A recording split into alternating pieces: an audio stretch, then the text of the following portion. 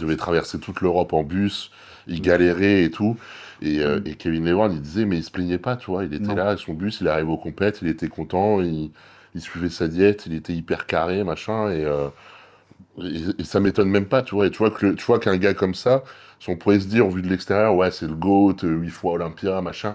Mais il a eu des années où il Mais, avait vous- vraiment galéré. mais les gens, Il a eu plus d'années où il a bien galéré sûr, plutôt que quand il était au top.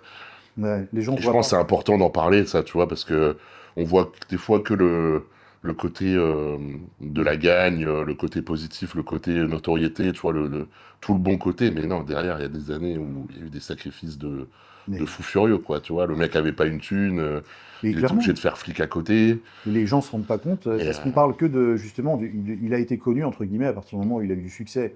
Mais ouais, les gens voient pas que pendant 10 ans avant, en fait, il c'est ça. ratissait, il grattait les fonds de tiroir et que, comme tu dis, justement, c'était limite un marginal par rapport aux autres parce qu'il avait beaucoup moins de thunes, il avait beaucoup moins de sponsors et il n'était pas populaire du tout. Et ce qui est marrant, c'est que bah, les gens se souviennent de Coleman, sponsorisé par BSN. Voilà, Ouais. on oublie trop vite que le mec, il a eu ce succès à proche de la quarantaine.